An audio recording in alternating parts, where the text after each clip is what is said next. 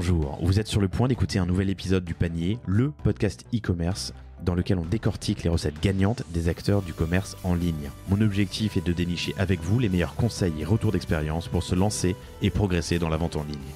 Acquisition, parcours client, outils, plantage, réussite, apprentissage, on abordera ici tous les sujets sans tabou. Je suis Laurent Kretz, cofondateur de Cosa Vostra, agence de conseil tech et créative. Avec la meilleure équipe du monde en conception, créa, dev et contenu, j'accompagne des boîtes de toute taille dans leur stratégie digitale. Contactez-moi sur lepanier@cosavostra.com, sur LinkedIn ou sur notre site cosavostra.com. Bonne écoute.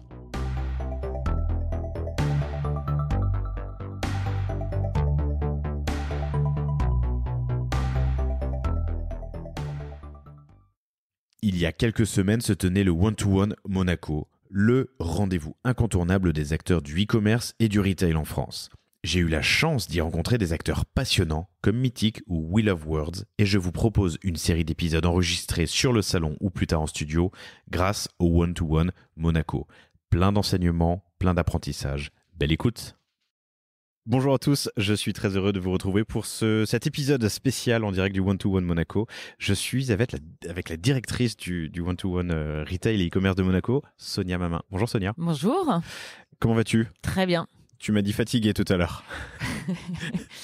On va pas se plaindre, ça fait 18 mois qu'on attendait ce moment-là, donc on va pas se plaindre. Mais effectivement, c'est chouette de revoir tout le monde, revoir un peu la dynamique, revoir les rendez-vous, revoir le sourire aux lèvres, les émotions. Donc non, je me plains pas. Je connaissais le one-to-one de réputation et quand j'en parlais autour de moi, donc à des invités du panier, tout le monde me dit évidemment, référence le one-to-one. Évidemment. Depuis, c'est la 10e édition, c'est les 10 ans. C'est les 10 ans. C'est ça.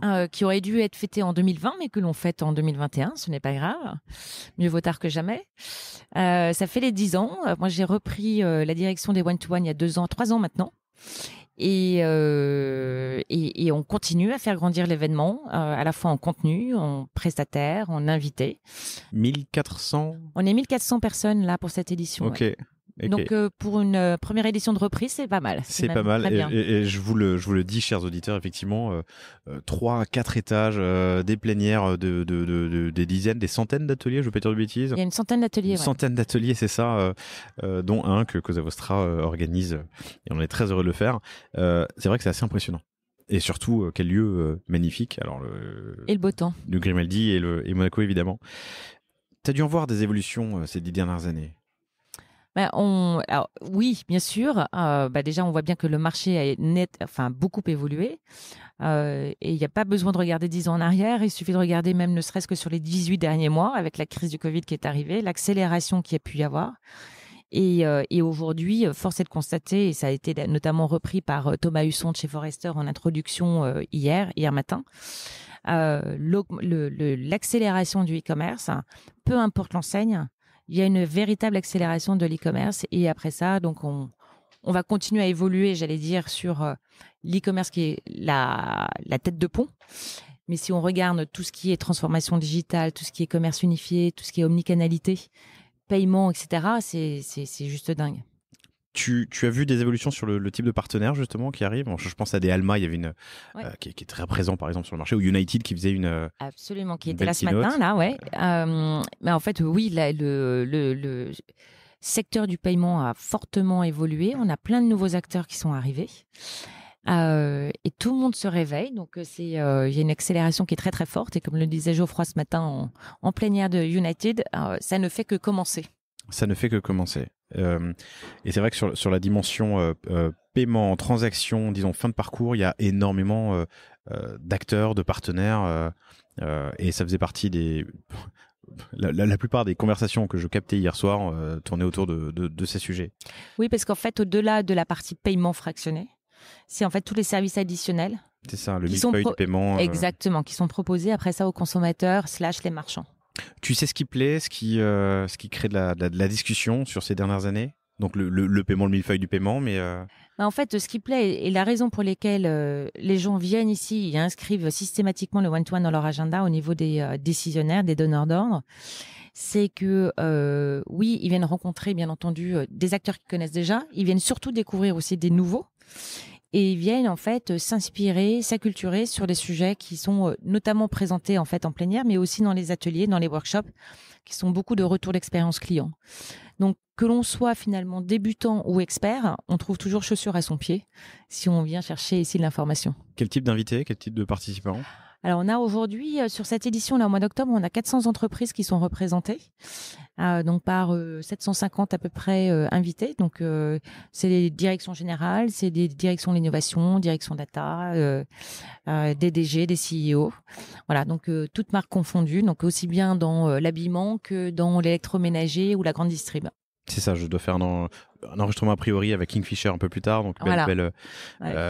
c'est ça. J'ai eu You Love Words un peu plus tôt aujourd'hui, Jonag peut-être un peu plus tard. Donc quand même des e-commerçants assez matures. Il y a aussi des DNVB. Pas tous. Ouais, c'est ça. Oui, il y a aussi des DNVB. En fait, ce qui est intéressant, c'est que finalement, chacun a son expertise dans son domaine, ont une capacité plus ou moins importante, j'allais dire, d'accélérer. Mais en tout cas, c'est des sujets qu'ils prennent à cœur. Donc, c'est là où finalement, ça crée cette richesse d'échange entre les uns et les autres, entre pairs, beaucoup. C'est-à-dire qu'on ne se perçoit pas comme étant concurrent d'eux. C'est plutôt, c'est quoi ton retour d'expérience ? Tiens, moi j'ai tel type de problématique, je sais pas comment faire. Et c'est ça qui crée la richesse en fait aussi de l'événement.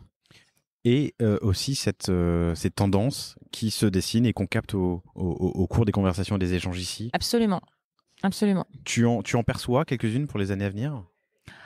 Aujourd'hui, il y a des vrais sujets qui sont... Alors, des vrais sujets. Il y a des sujets qui sont toujours d'actualité, qui sont autour, bien entendu, de l'expérience client, le parcours sans couture, etc.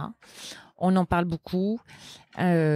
Certains le prennent vraiment à cœur, d'autres le prennent, mais finalement, le sans couture, il est un peu plus compliqué à mettre en œuvre. Donc ça, c'est un sujet. Le deuxième sujet, c'est effectivement de peu importe finalement où se trouve le consommateur et quel est son point de contact finalement avec la marque, la façon dont la marque va gérer et le communiquer, va considérer le client comme étant au centre de l'interaction. Donc ça fait partie finalement de la raison pour laquelle on met l'humain encore plus au centre des échanges. Et puis, je ne sais pas si on peut dire que c'est une tendance, en tout cas, ça va continuer à se confirmer, c'est toute la dimension RSE et écologique.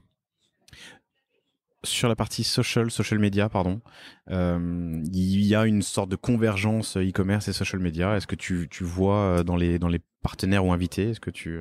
Alors, oui, c'est un sujet qu'on avait abordé notamment à Biarritz sur tout ce qui était digital marketing, le one-to-one digital marketing. Aujourd'hui, en tout cas ici au mois d'octobre, il y a peu d'acteurs qui devraient être plus nombreux pour le mois de mars. Au one-to-one digital marketing de Biarritz. Non, au one-to-one retail e-commerce. Okay, pourquoi ? Parce qu'en fait, déjà, il y a des acteurs qui ne sont pas forcément connus de tout le monde. Deux, on s'aperçoit que c'est une véritable tendance. En tout cas, c'est des nouveaux canaux e-commerce qui ne sont pas à négliger. Et trois, il y a vraiment des experts. Et donc, aujourd'hui, c'est de donner les moyens aux marques de pouvoir s'approprier, en fait, finalement, ces nouveaux outils qui permettent à la fois d'arriver à l'encontre, finalement, des consommateurs et de dynamiser un peu les systèmes de commercialisation. C'est ça, d'aller sur de nouveaux terrains de jeu avec de nouveaux bassins d'audience et des nouveaux Exactement. outils qui permettent de vendre plus. Ouais. Et chers auditeurs, vous le savez, si vous écoutez régulièrement le panier, si c'est pas le cas, c'est pas bien. Mais vous voyez à quel point Pinterest, TikTok, Insta sont dans cette course au social commerce vers lequel on se dirige. Comme les autres grandes tendances, les super apps qu'on voit en Asie et qu'on n'a pas encore forcément en Europe, ou le social commerce. L'importance du mobile aussi, je pense, ça m'a marqué sur cet événement, sur cet épisode. Le mobile aujourd'hui, ne serait-ce que, ça continue de s'accélérer. Le mobile a aujourd'hui dépassé le desktop. Donc c'était des prévisions qui avaient déjà été faites il y a quelques années, mais là aujourd'hui c'est une réalité.